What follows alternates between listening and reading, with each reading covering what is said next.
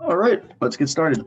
Good morning, everybody. Thanks for taking the time to tune in and listen to our presentations. My name is Joe, and I had the pleasure of working with Delaney, Jesus, and Ming for the last 2 semesters, and together we are Mycelium Automated Packaging Production System.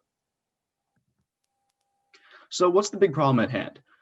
You might be familiar with expanded polystyrene, abbreviated as EPS, but more commonly and conversationally known as styrofoam. Each year, over 14 million tons of this material is produced, 600,000 tons of which each year are involved in the packaging industry. The problem with this is not just the pure mass of this material that's being used, it's that it doesn't biodegrade for over 100,000 years. So it's basically just filling up landfills and creating a giant environmental detriment. There's plenty of work being done on this type of problem. It's not like we're the only people out there who are aware that this is an environmental problem. One group, Ecovative, they're a great company based in upstate New York, has developed a bit of a solution, a material known as mycocomposite. It's based by using spores from mycelium, which come from mushrooms, and combining it with some sort of agricultural waste or a byproduct, like in this case, hemp herds. And it creates a material that can actually mimic and shape similar to styrofoam. This is known as mycelium-based packaging. So these are some different examples of what it can look like. On the left, we've got I'm not really sure what that is, but it's packaging.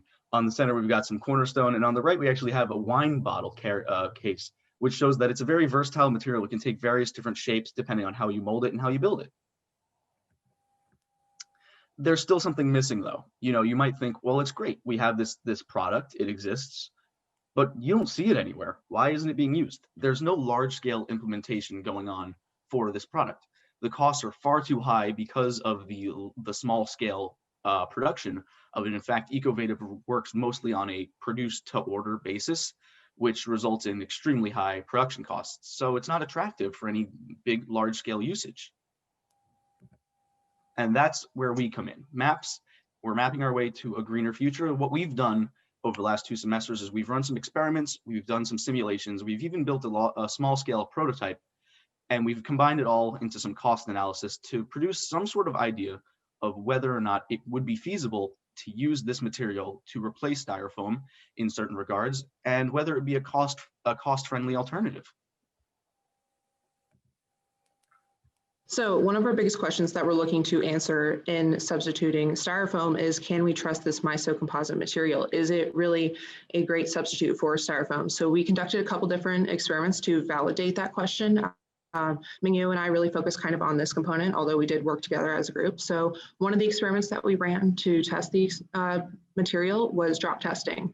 You see, your package as it goes through the shipping process, it really kind of can go through a lot of rough conditions between, bumpy roads, highways, or really just being chucked to the door when it's delivered. So we wanted to ensure that your materials will not be damaged. So we did a direct comparison with the EPS and the mycocomposite material to see how well it protected different materials. So you can see here in these images, we tested it on a lighter material, which was an egg, and then a heavier material, which was a glass mason jar filled with water. And then after dropping those from different heights with the 2 materials, we found that it was statistically insignificant which material was used to protect the smaller materials.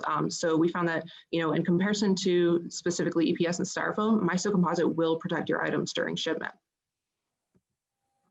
So the second test we ran through was accelerated life testing. We really wanted to understand, the mycocomposite, a big pro of it is that it's biodegradable, but we really wanted to ensure that, in the normal day-to-day experience of, from the shipment to your door, will it, degrade if a little bit of rain gets on it? So we wanted to kind of simulate an outdoor environment and see how well it would maintain its structural integrity. So we exposed it to 3 different factors, changes in levels of light, temperature, and amounts of water to simulate rain.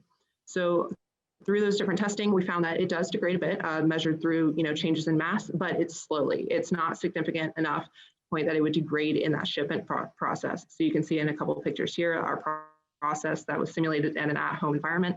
And so we just, through that statistically insignificant data and change in mass, we concluded that mycocomposite will not decompose during that shipment process.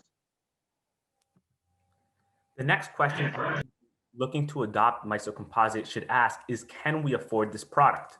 This is something that Joe and I really dove into, and in our initial cost analysis, we actually determined that styrofoam currently is at $3 per cubic foot. Meanwhile, Ecovative, the product that they produce, is currently at $20.83 per cubic foot. This $18 difference is much too high, and in order to create mass adoption, we understand that we must lower the cost of the Mycocomposite product. In order to do this, we first look to understand the process by creating a physical prototype. And after that, we actually created our own manufacturing process using simulations. So first, we designed the physical prototype where we actually created Mycocomposite ourselves using hemp, water, and other products. And we broke it down into 3 main steps. The first being activating it using water and some sugars. We then fabricated it by letting it rest in different conditions of different temperature and humidity. And we then let it desiccate by letting it dry out and placing it in a small oven to remove any moisture. We then used all that information to create our own manufacturing process, and we designed that manufacturing process in 2 distinct simulation models. The first simulation model we used was actually an arena simulation where we determined what sort of resources we would need, such as workforce. The second simulation model we used was in enterprise dynamics, and this allowed us to really design the warehouse and the flow of the products that would be in there. Here's some further examples of the warehouse facility that we designed in order to produce Mycocomposites. So after running the cost analysis on our simulated production process, we found that we could expect to reasonably reduce the cost of Mycocomposite to just under $6 per cubic foot. And we think that that's a really significant change from the original $20.83 that is Ecovative's current running rate. However, this is still almost double Styrofoam's price, as Styrofoam still only costs $3 per cubic foot. So we ideally want to drive that cost down even farther. And so we wanted to ask, what else could affect the cost of producing this Mycocomposite? Well, Mycocomposite is a matrix of agricultural waste bound together by mycelium.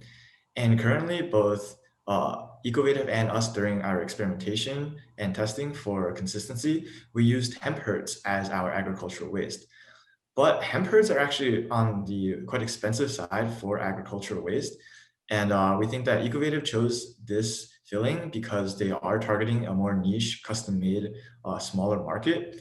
But if we were to scale this up, we could use different agricultural waste such as rice hulls or even corn husks. In particular, corn husks, since they are very, very cheap, would drive down the production costs to just $1.77 per cubic foot.